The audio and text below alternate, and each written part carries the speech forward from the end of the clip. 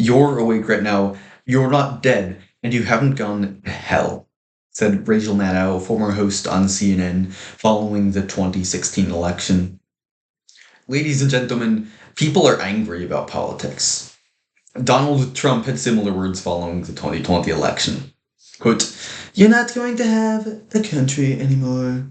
Unquote. Late night host Jimmy Kimmel cried on stage following the 2024 election. Quote, "It was a terrible night for women and children, for poor people, for democracy and decency." Unquote. Here, Rachel Maddow, Donald Trump, and Jimmy Kimmel made sensational claims. But they didn't make these claims in order to solve a problem. Instead, they wanted to create drama, and they achieved it by displaying shock and anger to the cameras. This is called false outrage. Even though false outrage is designed for the cameras, it influences others. Actually, it doesn't just influence them, it infects them. False outrage is a disease. To cure this disease, we must decide that anger is not the solution to complex problems. Today, we'll start by diagnosing this disease in our culture, move on to its symptoms, and conclude with the cure. If our culture could walk into a doctor's office, it would come away with a severe diagnosis of false outrage. So, what's the difference between true and false outrage? True outrage wants what is right. It only cares about achieving good. False outrage wants to be seen. A perfect example is George Orwell's dystopian novel 1984, where the communist government mandates a daily regime known as the 2 minutes of hate. Every day, the citizens of the government, of the communist regime, gather in front of their TVs and scream in pure outrage as images of their capitalist enemies flicker by on the screen.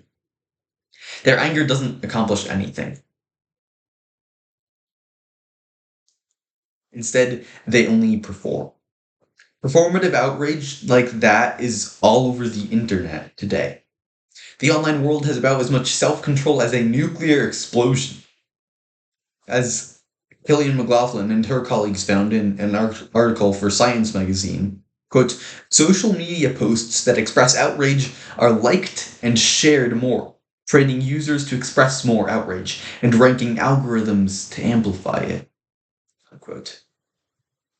For example, Benny Johnson, a conservative podcaster, uses false outrage to attract views. Nearly all of his videos feature AI-generated images of angry or screaming politicians.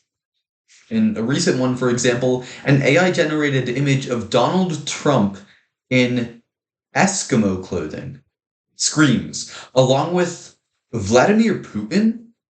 This doesn't make any sense. But Benny Johnson has 15 million followers. Unfortunately, false outrage doesn't just stay online. It's also spreading in the real world.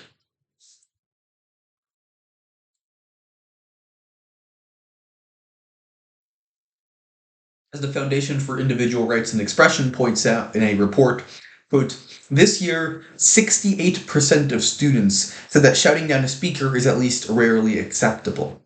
Unquote. The report noted that this number is a record high. More college students than ever before are willing to use outrage to end conversations. This happens all around us.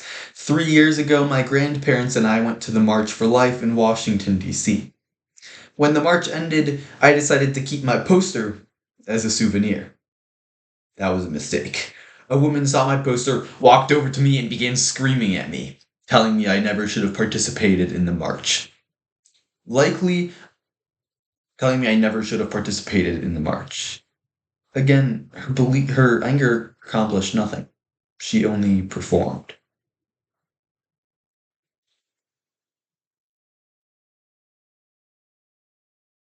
Now that we've diagnosed our culture with false outrage, let's move on to the symptoms, the actual effects of false outrage.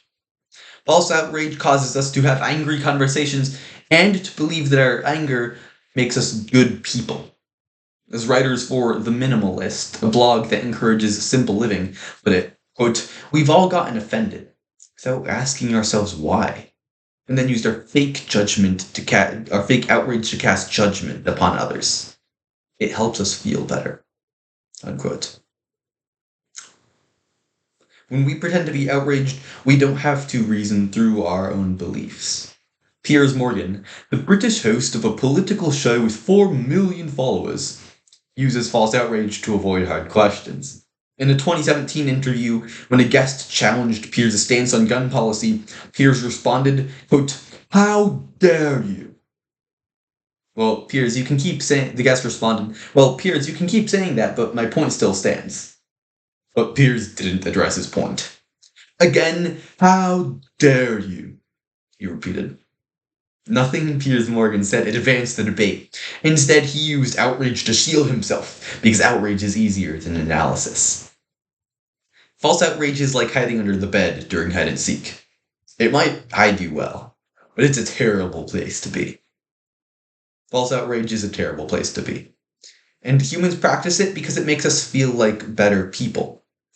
Psychologist Joshua Grubbs points this out.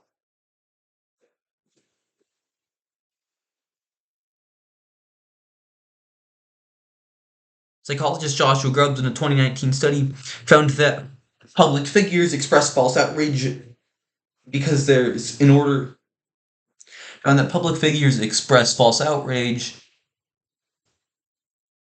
so their audience applaud them in what he calls moral grandstanding. When public figures condemn some far-off event, they receive praise for their bravery and courage. Late night host Stephen Colbert has done exactly that. After Donald Trump held a rally at Madison Square Garden in New York City, Colbert said on his show, but, "Well, I'm sure it was just a coincidence, but in 1939 they held a pro-Nazi rally there." Unquote. With this remark, Colbert insinuated that Trump is pro-Nazi, having created a straw man out of Trump, an evil Nazi. Colbert spared no words, swearing at Trump live on national television. His statements make sense within a worldview that treats outrage as virtuous. Author Glenn Beck describes the human effect of false outrage in his book, Addicted to Outrage. Quote, "It deprives human beings of genuine humanity, replacing it instead with an outwardly facing caricature of a virtuous human being wrapped around a rotting corpse." Unquote. This worldview has morality backwards. False outrage replaces good deeds with outraged words. The culture embraces false outrage, and politicians and media figures promote it. They don't deserve all the blame, but their worldview does deserve the blame. Their worldview is false. Fake outrage is not a virtue. Moral grandstanding is not a good deed. This moral confusion has eroded the genuine compassion of millions and transformed it into outrage.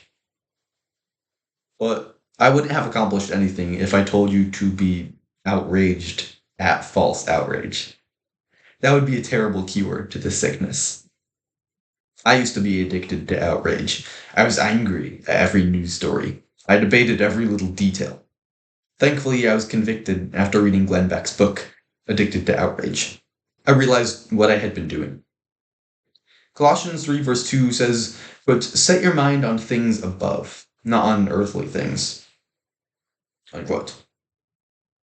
I made a pledge to stop being outraged at earthly things. Imagine if everyone stopped practicing false outrage. If everyone stopped being so angry, if we calmly discussed difficult questions and stopped believing that our outrage makes us good people. That's the world I want to live in. And that world is only possible if you help build it. To take a quote from Darth Vader in Star Wars completely out of context, quote, "With our combined strength, we can end this destructive conflict and bring order to the galaxy." Unquote.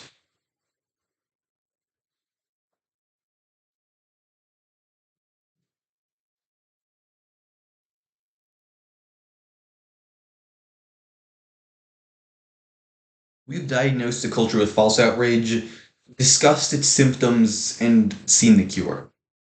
You won't make the world a better place by being angry. You'll make the world a better place.